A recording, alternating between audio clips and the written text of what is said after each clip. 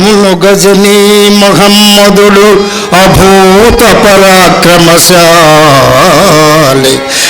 వీరవాహినుల బలంబుతో 18 మారులు కత్తి దూసి చిక్కని రుధిరంబులో భరతఖండము మాత్రము నొచ్చి సోమనాథుని పెగలించి కైకొనియే 9 వన్నెల రత్నరాసులం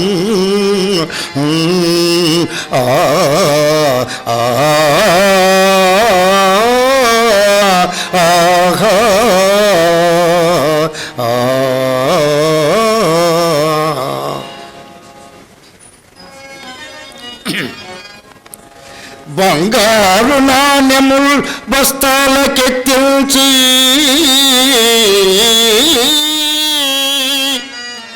మదపటేంగుల మీద పదిలపరచి లేత పచ్చల నేరి గోతాలు కుట్టించి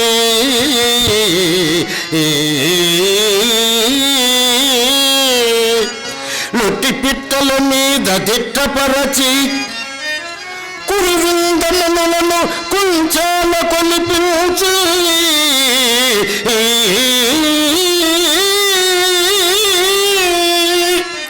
పరుటెద్రుల బండ్ల పైన మర్చి ములక వజ్రముల జాలల బోసి కూర్పించి గుర్రాల మూపుల గుస్తరించి 18 విజయ రంభల వరిచి గాంగ జలమున నెత్తుడి కత్తి గడిగి సర్వము హరించి హిందూ దేశంబు విడిచి గజనీ మామోదు గజనీకి గదలిపోయే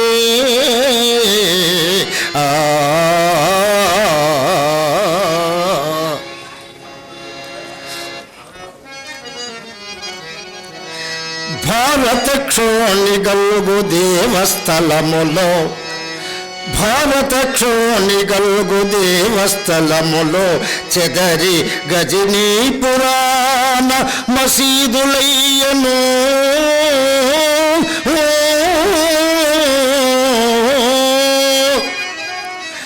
ఇప్పటి మసీదును ఏ రూపమెత్తగలవో కాలమెరుంగును ధారుని గర్భమెరుంగు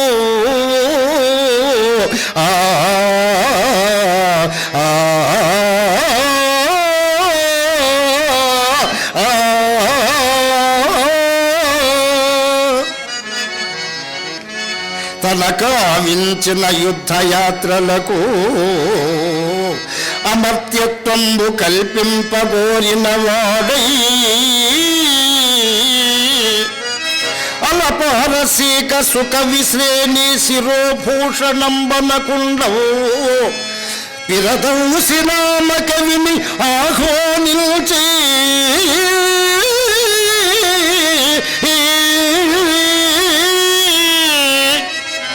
ఒడ్డోలగంబున ఉద్గ్రంథము సేతకయ్యసగే కర్పూరంపు తాంబూలమున్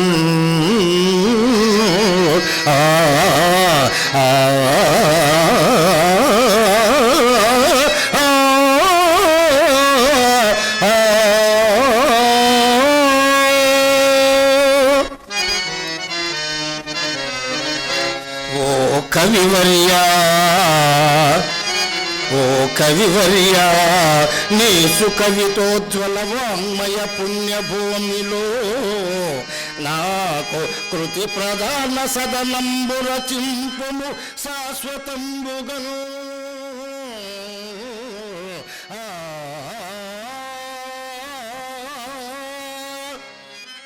మా కులభూషణంబులగు మానవనాథుల కావ్యదేహ దివ్యాకృతులు పునర్పము చిరాయురు పేతుల జేయుము ఇతరం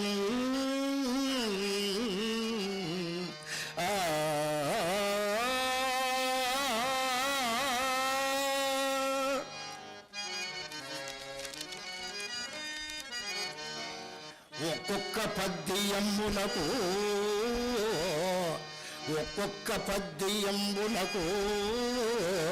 ఒక్కొక్క బంగారు రూక ఒసగదెం కవి మక్కా మసీదు తోడు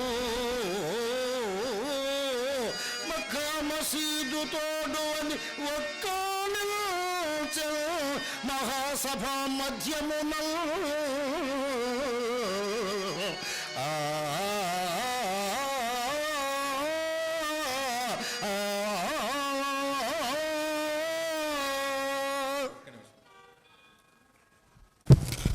గజనీ మహమ్మద్ సామ్రాజ్యం ఇరాన్ నుంచి ఇప్పుడు ఆఫ్ఘనిస్తాన్ వరకు వ్యాపించింది, సువిశాలమైంది.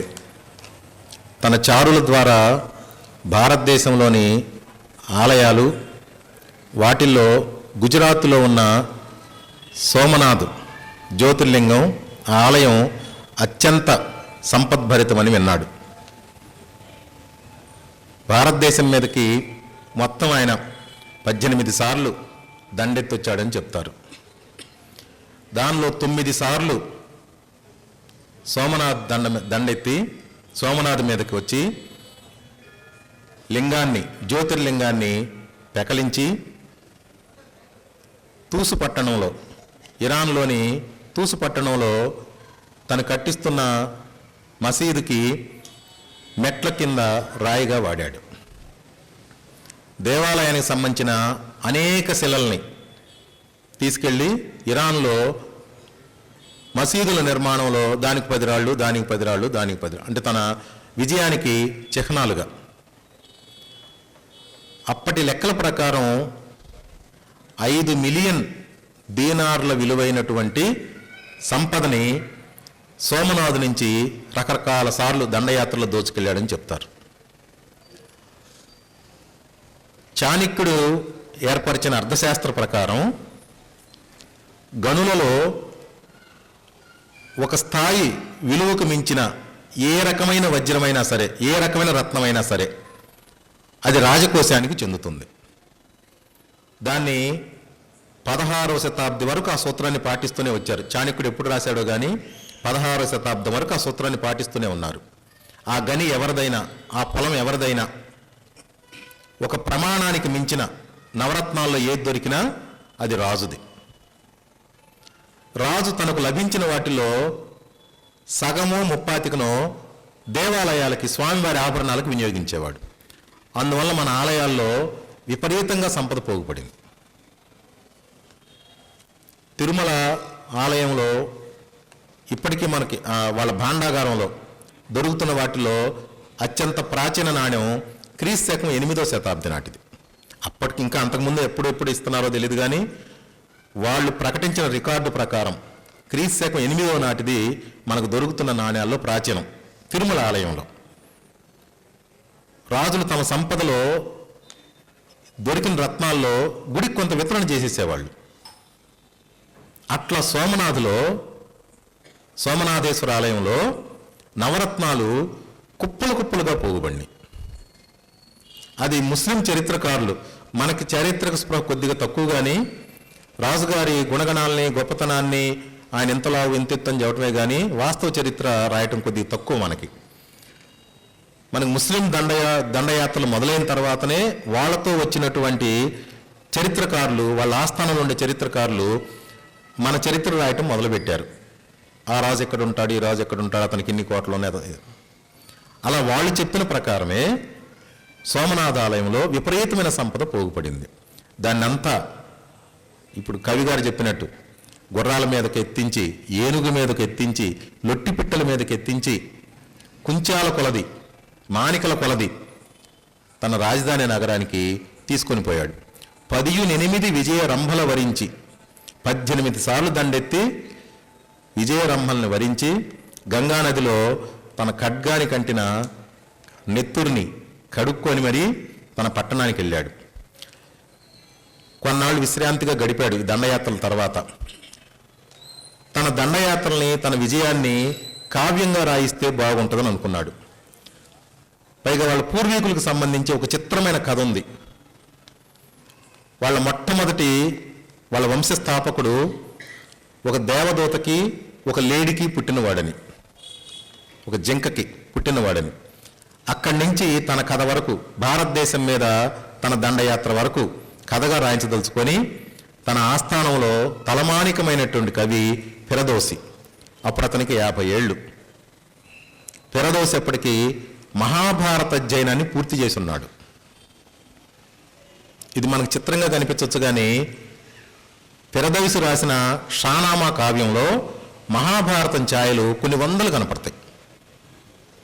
విజయనగరానికి చెందిన పండితుడు యుఏ నరసింహమూర్తి గారు వాటన్నిటిని పట్టికాబద్ధం చేశారు. మహాభారతం షానామా తులనాత్మక పరిశీలన అని. అప్పటికి మహాభారతం అధ్యయనం కూడా పూర్తి చేశాడు. ఆయన రావించి, నా వంశ కథని, నా విజయగాథని నువ్వు కావ్యంగా రాయి, దానికి ఒక్కొక్క పద్యానికి ఒక్కొక్క బంగారు నాణ్యాన్ని ఇస్తాను, మక్కా మసీదు తోడని వాగ్దానం చేశాడు. మహమ్మదీయులు మహమ్మద్ పేరుతో కానీ, మక్కా మసీదు పేరుతో కానీ, అల్లా పేరుతో కానీ ప్రమాణం చేస్తే తమ ప్రాణం పోయినా దాన్ని దాటరు. అందుకని కవి నమ్మేటట్టుగా మక్కా మసీదు తోడు ఒక్కొక్క పద్యానికి ఒక్కొక్క బంగారు నాణ్యాన్ని ఇస్తాను, నా వంశ కథని, నా విజయగాథని నువ్వు రాయమని అడిగాడు.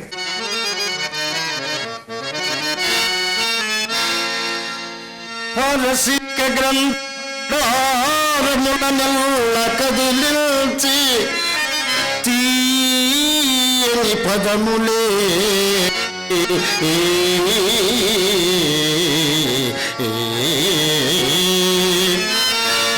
వాచ్యార్థమహంభో నిధానంబు తరిచి ముత్యములు రత్నములు కోర్చి లలితములైన అలంకారమునెల్ల పొరలించి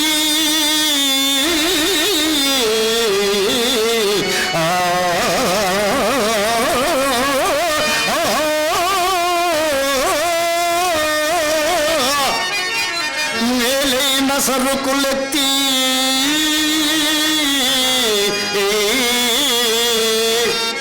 దిగసగ పుంపోవు కరణి ముద్దులుగాలు చెయ్యా విలాసము సంతరించి శాసనములన్నీ పరికించి సకల రాజ చరితలందు ఇర్త సత్యం జానమీక ఆర్య సన్నత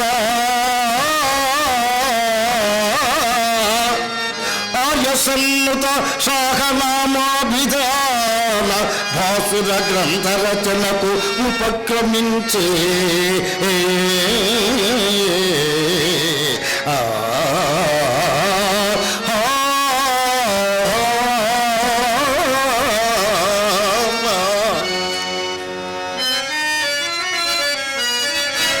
ముదురు కోయిల కంఠమున నివాసము ముదురు కోయిల కంఠమున నివాసము చేయు కొసరింప కూతల గుట్టు తెలిసి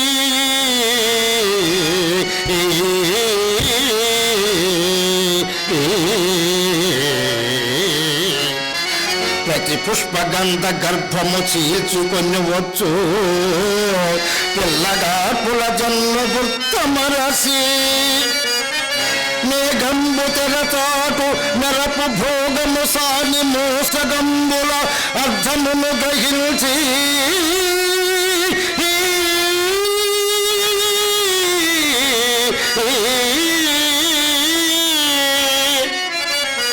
శరధనాయకుని కొన్నరువు పిల్లల తీరుబడి లేని ఆటల భావమెలిగి ముగ్ధ మోహన సౌందర్య పూర్ణయైన ప్రకృతి రమతోడ స్నేహ భావమున మెలగి ముప్పదేడులు సర్వాంగ పుష్టి మెరయా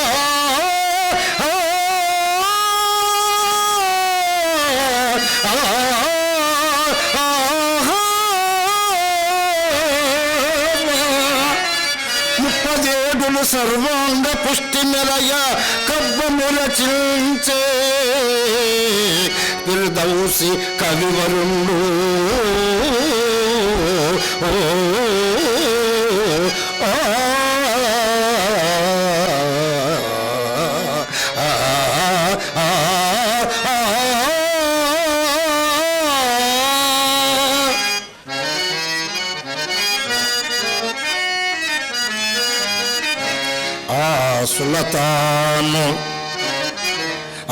సులతాను ఓలగమ్మునొట్టుల ఒకనొక రాజకీవి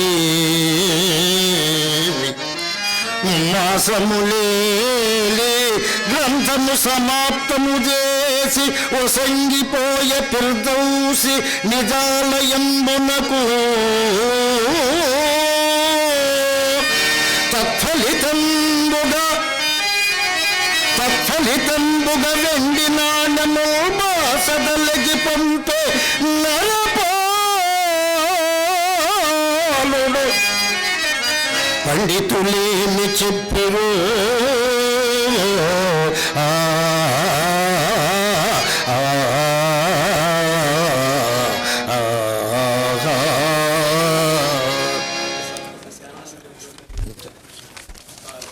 ఫిర్దౌసి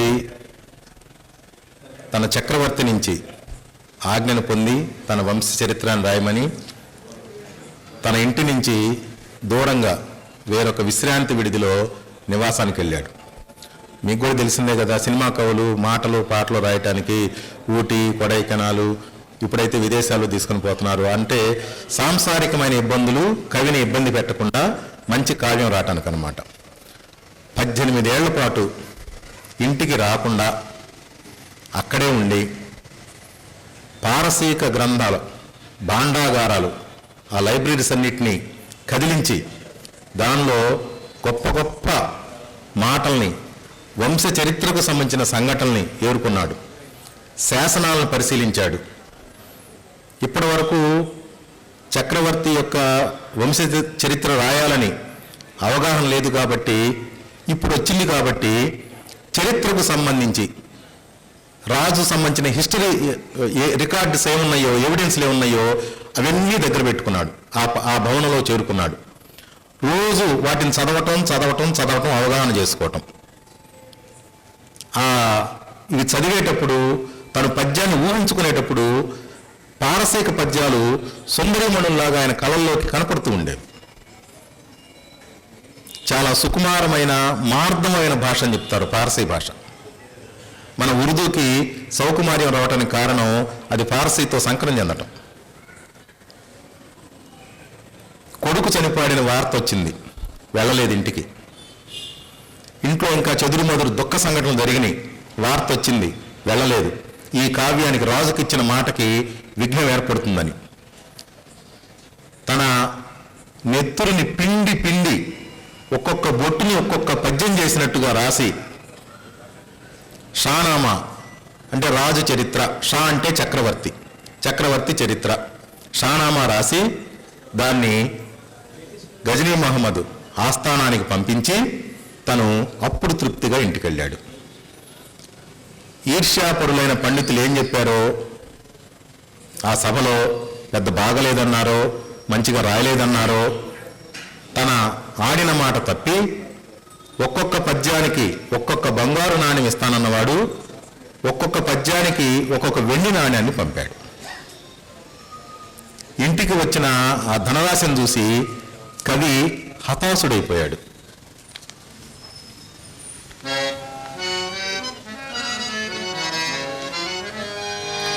ఎన్నో కొండలు గుండెలో కరిగిపోయెను, వాద్య సంతానము కన్నీరయ్యే,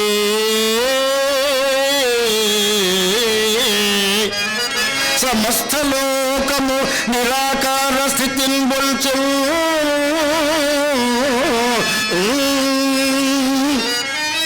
ఉత్పన్నమయ్యే విషాద మేఘ పటల దౌతౌఘము,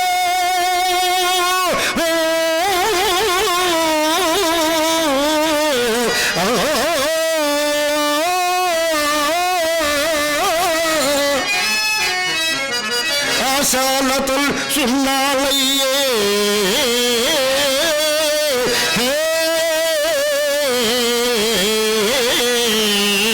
అగాధ కోప జలరాశులతో తిరుదౌసికులు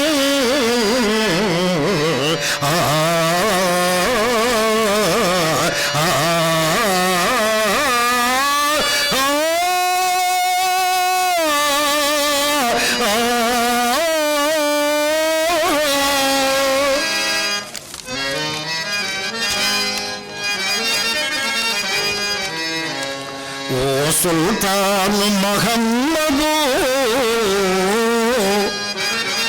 కుతక విద్యుత్ దీపములన్నీ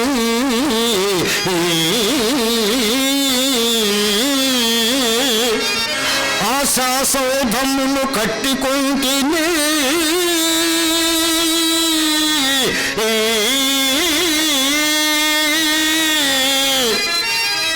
అది నిస్సారకంపుట ఆకాశమై నా సర్వస్వము తొంగిలించి నరకాలు కూచిపోయా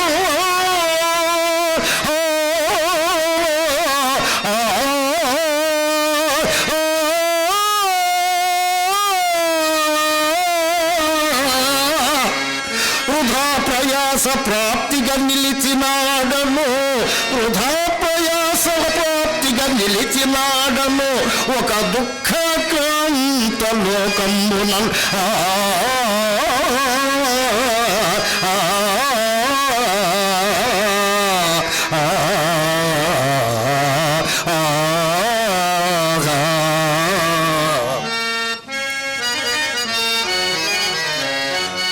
ఒక్కొక్క పద్యమునకు ఒక్కొక్క నెత్తును బొట్టు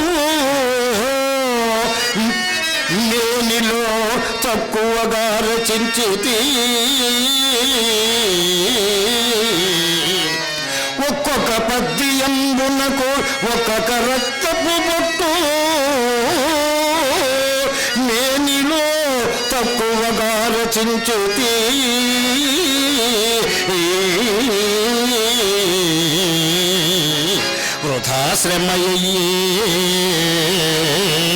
వృధాశ్రమయ్యే కులీనుడైన రాజు ఇక్కడ నిన్ను స్వల్పకునే కవితాలు నందు ఈయకుండునే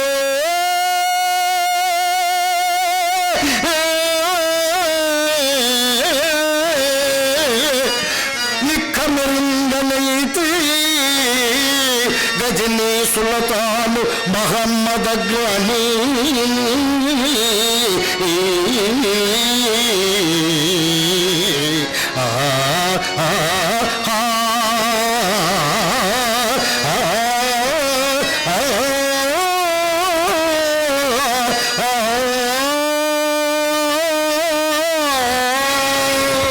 ఒక్కొక్క పద్యానికి ఒక బంగారు నాణ్యం ఇస్తానే అన్నాడు అనుకోండి, దాని బదులు వెండి నాణ్యమే పంపాడు.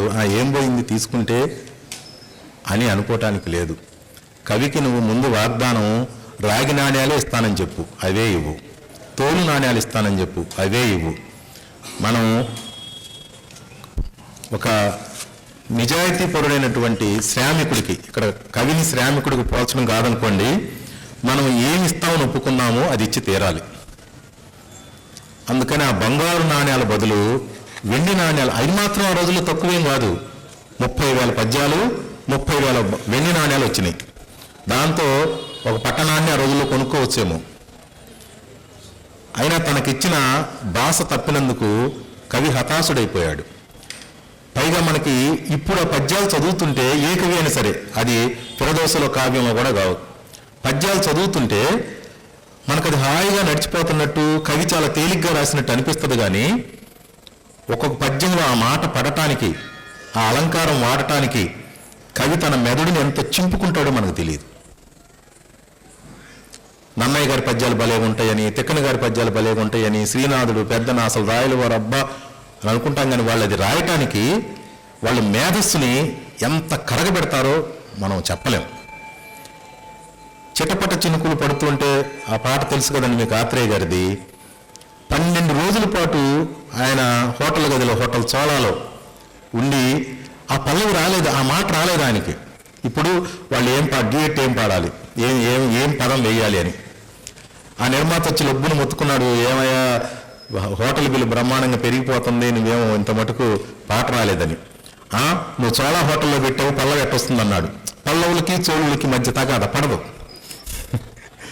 ఆ 2 రాజవంశాలకు పడదు. నువ్వు చోళా హోటల్లో పెట్టావు, పల్లవి ఎట్టా వస్తుందన్నాడు. ఆ రోజు రాత్రికి కానీ ఏదో బయట షికారుగా కారులో తిరుగుతుంటే చిటపట చినుకులని తగిలింది, ఇక పాట వచ్చేసింది. ఆ చిటపట చినుకులు అనే మాట మనకు చాలా సాధారణమై ఉండొచ్చు, మనం మామూలుగా మాట్లాడే మాట. ఆ పాటలో పొదగటానికి, ఆ మాట పడటానికి ఆయనకు 12 రోజులు పట్టింది. ఆ మాట వచ్చేసిన తర్వాత ఇక మామూలు పాట ఆయన సాఫీగా నల్లేరు మీద బండిలాగా నడిచిపోయింది. ఇంత ఒక సినిమా పాటకే ఇంత మెదడు చించుకోవాలైతే రాజుని, పండితుడైన రాజుని మెప్పించడానికి వాళ్ళు ఎంత శ్రమపడి ఉండాలి. అందుకని జాషువా గారు ఒక్కొక్క పద్యానికి ఒక్కొక్క నెత్తురు పొట్టుని పిండినట్టుగా నేను ఇది రాసి పంపిస్తే నువ్వు బంగారు నాణ్యాలు ఇస్తానని చెప్పి వెండి నాణ్యాలు ఇచ్చావు, నీలాంటి వాడిని నమ్మి నేను నట్టేట్లో మునిగిపోయాను అని ప్రథమాశ్వాసాన్ని ముగించారు జాషువా గారు.